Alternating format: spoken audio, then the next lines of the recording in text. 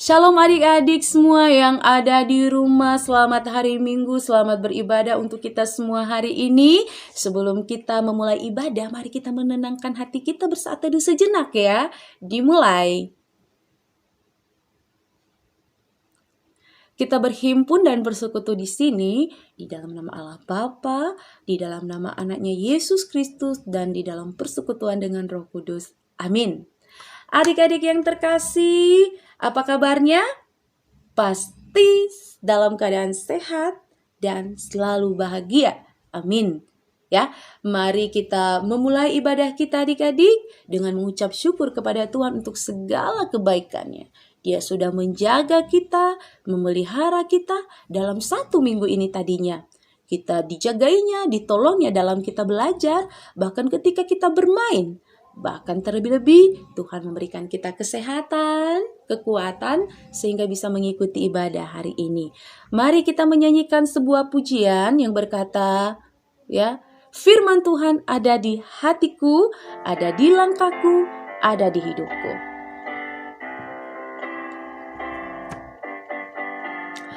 Firman Tuhan ada di hatiku, ada di langkahku, ada di hidupku, dan terus bertumbuh, sirami jiwaku, berbuah, berbuah, berbuah, berbuah, berbuah, berbuah, berbuah, berbuah, berbuah, berbuah, berbuah, berbuah.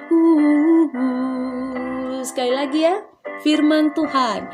Firman Tuhan ada di hatiku, ada di langkahku, ada di hidupku, dan terus bertumbuh, sirami jiwaku, berbuah, berbuah, berbuah, berbuah, berbuah, berbuah, berbuah, berbuah, berbuah, berbuah, berbuah, berbuah.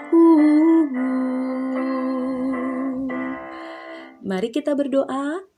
Terima kasih Tuhan. Tuhan sudah menolong kami sepanjang minggu ini, menolong kami untuk taat melakukan firman Tuhan, dan hidup kami terus berbuah dengan hal-hal yang baik.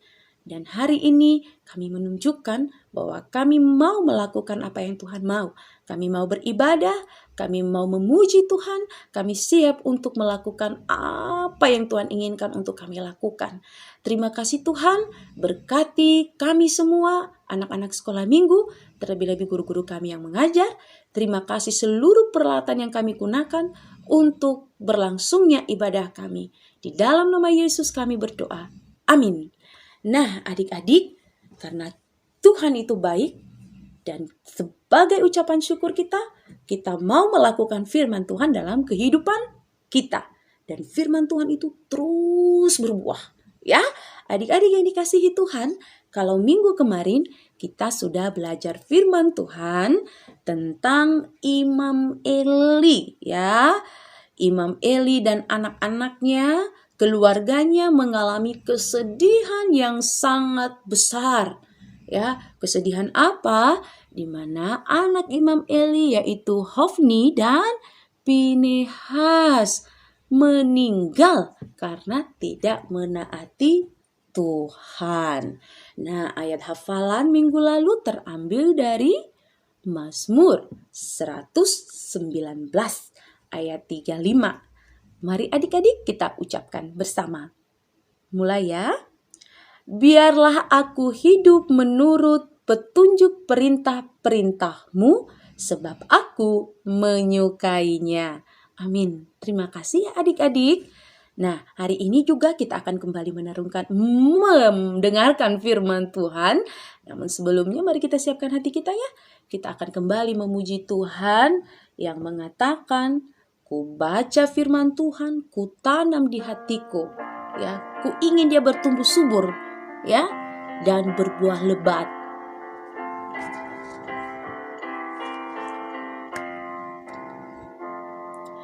Firman Tuhan ku baca,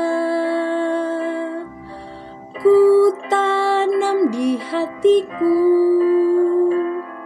ku ingin bertumbuh subur, berbuah lebat. Yesus tolong padaku. Sekali lagi. Firman Tuhan ku baca, ku tanam di hatiku, ku ingin bertumbuh subur, berbuah lebat. Yesus, tolong padaku. Tuhan Yesus, terima kasih kami siap untuk membaca, mendengarkan firman Tuhan. Dan kiranya firman Tuhan boleh tertanam dalam hati anak-anak Tuhan dan boleh berbuah dengan melakukannya dalam kehidupan mereka. Tuhan tolong kami. Dalam nama Yesus kami mau membaca merenungkan firman Tuhan. Amin. Adik-adik yang terkasih, firman Tuhan kita pada hari ini kita baca dari kitab 2 Tawari pasal 14. 2 Tawari pasal 14. Nanti adik-adik bisa baca sendiri ya.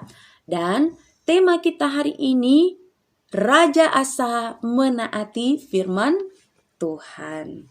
Nah, adik-adik yang dikasihi Tuhan, kalau minggu kemarin kita belajar bagaimana sebuah suasana yang sedih, suasana yang lagi berduka. Tapi hari ini kita mendengarkan cerita tentang suasana kehidupan penduduk Yehuda yang sangat berbahagia, yang bersuka cita, bergembira karena memiliki seorang raja yang menaati perintah Tuhan, seorang raja yang hidup taat kepada Tuhan, sehingga kerajaan Yehuda diberkati oleh Tuhan. Siapakah nama raja itu? Kalau tahu, namanya adalah Raja Asa. Betul sekali adik-adik pintar. Nah adik-adik, pada saat Raja Asa memerintah, keadaan sangat kacau, di mana orang-orang Yehuda menyembah berhala, hidup menyimpang dari Tuhan. Karena sebelum Raja Asa memerintah, yang memerintah sebelumnya adalah raja-raja, yaitu kakeknya dan juga ayahnya. Kakeknya yaitu Rehabeam dan juga ayahnya Abia. Jadi ketika Rehabeam dan Abia memerintah menjadi seorang raja, mereka hidup di luar Tuhan. Mereka tidak menuruti perintah Tuhan. Justru mereka menyembah patung, berhala, dan dewa-dewa yang tidak disukai oleh Tuhan. Sehingga pada masa pemerintahan mereka juga, orang-orang Yehuda, bangsa Yehuda menjadi bangsa yang tidak diberkati oleh Tuhan. Karena mereka hidup di dalam dosa. Tapi adik-adik, bersyukur sekali orang-orang Yehuda karena mereka memiliki raja yang bernama Asa, raja yang takut dan setia kepada Tuhan. Nah, ketika Raja Asa memerintah adik-adik, ketika dia melihat ada berhala di mana-mana, orang-orang menyembah dewa-dewa dan semua melakukan dosa, maka Asa melakukan sebuah pembaharuan. Apa yang dilakukannya? Mari kita baca di dalam 2 Tawari pasal 14 ayat 2 sampai 4. Asa melakukan apa yang baik dan yang benar di mata Tuhan Allahnya. Ia menjauhkan mesbah-mesbah asing dan bukit-bukit pengorbanan, memecahkan tugu-tugu berhala dan menghancurkan tiang-tiang berhala. Ia memerintahkan orang Yehuda supaya mereka mencari Tuhan Allah nenek moyang mereka dan mematuhi hukum dan perintah. Nah adik-adik, ada dua hal yang dilakukan oleh Asa. Yang pertama, dia menyuruh prajurit-prajuritnya untuk menghancurkan semua patung-patung berhala dan dewa-dewa yang disembah oleh orang Yehuda pada saat itu. Dihancurkan. Tempat mereka beribadah, patung-patung mereka dihancurkan supaya tidak ada lagi. Dan yang kedua, Raja Asa memerintahkan kepada penduduk Yehuda untuk mencari Tuhan Allah yang benar dan menaati perintah-perintahnya. Ya, mereka disuruh oleh Raja Asa untuk mencari Tuhan. Tuhannya adalah Allahnya nenek moyang mereka, yaitu Allah Abraham, Allah Ishak dan Yakub. Allah yang telah mengeluarkan mereka dan membebaskan mereka dari Mesir. Ya, jadi adik-adik, sungguh luar biasa Raja Asa ya, membawa sebuah perubahan, dan perubahan itu disukai oleh Tuhan. Tuhan senang. Sehingga Raja Asa membawa perubahan yang luar biasa. Bahkan melalui Raja Asa, kepemimpinan Raja Asa, kerajaan Yehuda diberkati oleh Tuhan, adik-adik. Tuhan memberkati umatnya dengan apa? Dengan damai sejahtera. Bahkan selama 10 tahun adik-adik tidak ada namanya peperangan. Kalau dulu perang-perang terus, sebentar ada musuh, sebentar ada musuh. Tetapi selama pemerintahan Raja Asa, 10 tahun pemerintahan Raja Asa pada saat itu, tidak ada peperangan terjadi. Mereka damai, mereka sejahtera, mereka berkelimpahan. Tapi adik-adik, suatu saat tiba-tiba ya terjadilah sesuatu yang menakutkan. Mari kita baca di 2 Tawari pasal 14 ayat 9. Apa yang terjadi adik-adik? Nah, di ayat 9 dikatakan, Zerah, orang Ethiopia itu, maju berperang melawan mereka dengan tentara sebanyak 1 juta orang dan 300 kereta. Ia sampai ke Meresa.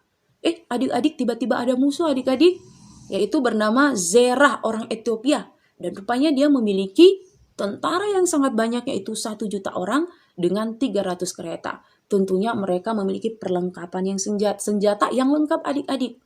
Nah, apakah yang dilakukan oleh Raja Asa?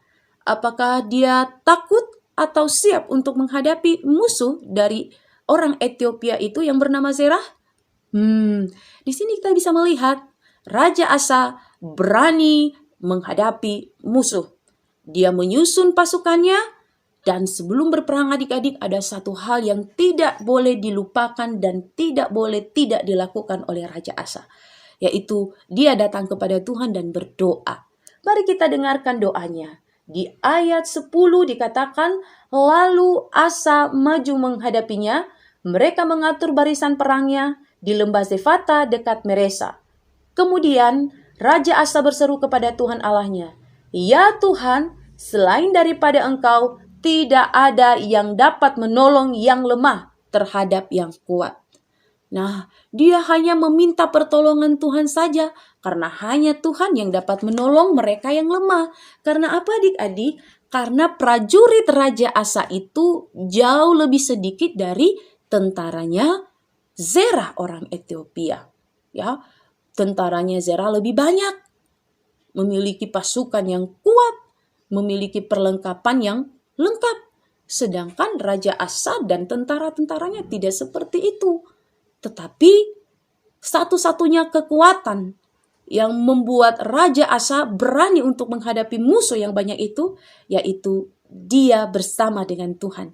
Dia meminta pertolongan Tuhan karena dia percaya bahwa hanya Tuhan yang memampukan menolong mereka yang lemah untuk melawan musuhnya yang kuat. Dan apakah Tuhan mendengar doanya Raja Asa? Mendengar adik-adik. Kita bisa melihat di ayat berikutnya. Tuhan memukul kalah musuh-musuh daripada Raja Asa, yaitu tentara-tentara Zerah. Bahkan tentara-tentara yang sempat melarikan diri pun dikejar oleh Raja Asa sampai ditaklukkan dan kalah semuanya. Adik-adik yang dikasihi Tuhan, apa kunci daripada kemenangan daripada Raja Asa? Kuncinya adalah dia taat melakukan firman Tuhan. Ya, dia taat melakukan apa yang Tuhan mau, yaitu menghancurkan segala berhala, meninggalkan semua penyembahan-penyembahan berhala, dan kembali kepada Tuhan. Membawa seluruh penduduk Yehuda untuk kembali kepada Tuhan dan hidup menurut perintah-perintah Tuhan. Dan selalu menjadikan Tuhan sebagai penolongnya. Hidup taat dan percaya. Itulah yang berkenan kepada Tuhan. Makanya Raja Asa dimenangkan dalam peperangannya. Nah adik-adik, kita juga punya musuh adik-adik. Ya, hidup kita yang di dunia ini memiliki musuh. Musuh kita itu iblis. Karena iblis tidak suka kalau kita taat kepada Tuhan. Ya, musuh Tuhan adalah musuh kita. Dan ketika kita punya musuh, kita harus seperti Raja Asa, yaitu bangkit dan berperang menghadapi musuh kita. Ya, bagaimana kita bangkit menghadapi musuh kita? Yaitu dengan apa? Taat melakukan firman Tuhan. Ya. Adik-adik, musuh kita melawan kita dengan apa? Raja Asa menghadapi musuhnya, mereka menghadapi panah-panah dari musuh. Ya, musuh menyerang mereka dengan panah-panah yang tajam yang dilepaskan untuk membunuh mereka. Tapi kita dilawan oleh iblis dengan panah apa? Yaitu panah godaan, panah pencobaan. Iblis memanah kita dengan panah godaan, panah cobaan. Godaan untuk malas, panah malas, panas berbohong, ya, panah apalagi? Panah melawan. Jadi iblis menggoda kita dengan panah-panah itu, adik-adik. Ya. Panah apalagi yang adik-adik sering alami sehingga adik-adik tidak taat kepada Tuhan, kalah sama panah-panahnya iblis? Ayo adik-adik sebutkan masing-masing. Nah, adik-adik, tapi gak apa-apalah kita dipanah sama kemalasan, dipanah sama kebohongan, dipanah sama yang lain-lainnya. Tapi kalau kita pilih untuk taat melakukan firman Tuhan dan percaya kepada Tuhan sebagai penolong kita, maka kita dapat mengalahkan musuh kita. Kita menjadi pemenangnya. Amin.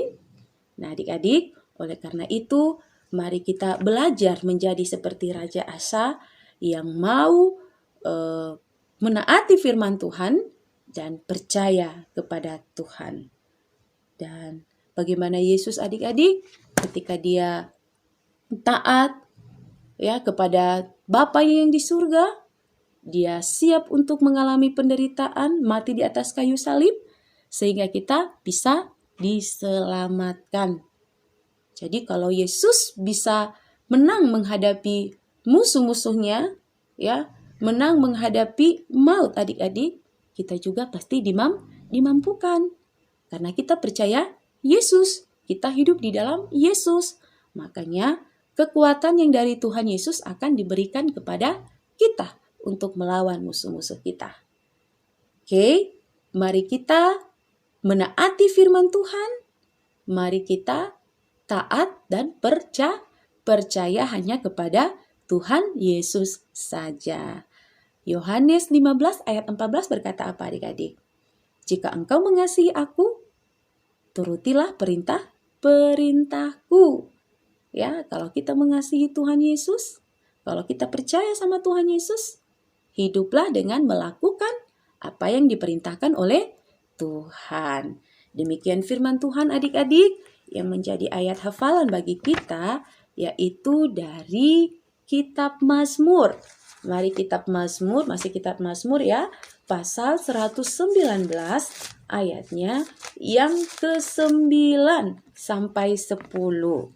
Dengan bunyi, dengan apakah seorang muda mempertahankan kelakuannya bersih dengan menjaganya sesuai dengan firman-Mu. Dengan segenap hatiku, aku mencari Engkau. Jangan biarkan aku menyimpang dari perintah-perintah-Mu. Sekali lagi adik-adik, mari kita baca bersama-sama ya. Mazmur 119 ayat 9 dan 10. 3, ya. Dengan apakah seorang muda mempertahankan kelakuannya bersih? Dengan menjaganya sesuai dengan firman-Mu. Dengan segenap hatiku, aku mencari Engkau. Janganlah biarkan aku menyimpang dari perintah-perintah-Mu. Amin. Mari kita berdoa. Tuhan Yesus, terima kasih kami sudah mendengarkan firman-Mu. Berkati Tuhan supaya kami lebih memilih untuk mau taat kepada Tuhan dan bangkit menghadapi segala godaan dan cobaan dengan senantiasa menaati firman Tuhan dan percaya bahwa Tuhan Yesus menolong kami. Terima kasih Tuhan Yesus. Amin. Oke adik-adik, kita akan mengakhiri ibadah kita. Kita akan menaikkan sebuah pujian.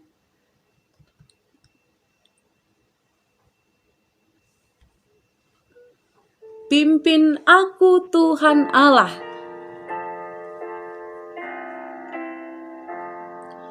Pimpin aku Tuhan Allah lewat gurun dunia. Kau perkasa dan setia, pimpin aku yang lemah. Roti hidup,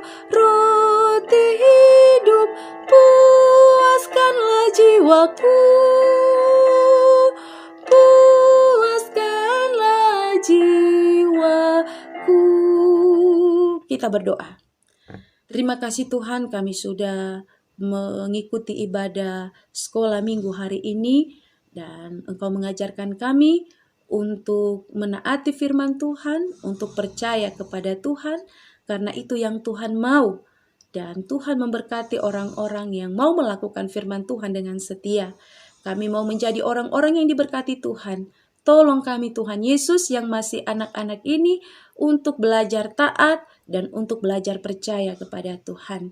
Terima kasih Bapa, berkati seluruh anak-anak sekolah minggu supaya selalu sehat, supaya selalu dilancarkan dalam setiap pendidikannya, dicukupkan segala kebutuhan mereka, dan di masa anak-anak ini mereka tetap mengalami masa kanak-kanak, masa anak-anak yang bahagia dan penuh perhatian dan kasih sayang dari kedua orang tua dan orang-orang yang ada di sekelilingnya. Dan kami juga berdoa Tuhan Yesus untuk masa depan mereka.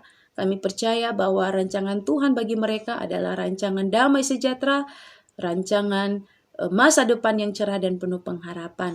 Kami berdoa untuk orang tua mereka semuanya Tuhan, berikan kesehatan dan lancarkan dalam usaha pekerjaan mereka, supaya mereka juga menjadi orang tua yang bijaksana, orang tua yang bisa mendidik anak-anaknya untuk hidup di dalam takut akan Tuhan.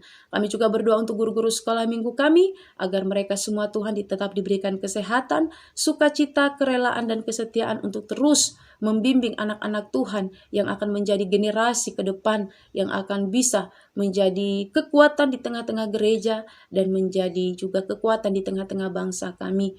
Terima kasih Bapa, kami menyerahkan gereja kami supaya gereja kami tetap bisa menjadi gereja yang hidup melakukan firman Tuhan dan gereja yang menjadi berkat. Terima kasih Tuhan Yesus, terima kasih untuk kami semua. Inilah hidup kami sepanjang minggu ini. Kiranya Tuhan berkenan untuk memelihara kami, menolong kami, dan memampukan kami untuk melakukan firman Tuhan dan tetap mengandalkan Tuhan dalam segala hal. Di dalam nama Yesus kami berdoa dan bersyukur yang telah mengajar kami berdoa demikian. Bapa kami yang ada di surga, dikuduskanlah namamu, datanglah kerajaanmu, jadilah kehendakmu di bumi seperti di surga. Berilah kami pada hari ini makanan kami yang secukupnya, dan ampuni kami akan kesalahan kami, seperti kami juga mengampuni orang yang bersalah kepada kami. Dan jangan bawa kami ke dalam pencobaan, tapi lepaskan kami dari yang jahat, karena Engkau yang punya kerajaan dan kuasa dan kemuliaan sampai selama-lamanya. Amin. Terima berkat Tuhan. Tuhan memberkati engkau dan melindungi engkau. Tuhan menyinari engkau dengan wajah-Nya dan memberi engkau kasih karunia. Tuhan menghadapkan wajah-Nya kepadamu dan memberi engkau damai sejahtera dari sekarang sampai selama-lamanya. Amin. Shalom adik-adik, Tuhan Yesus memberkati.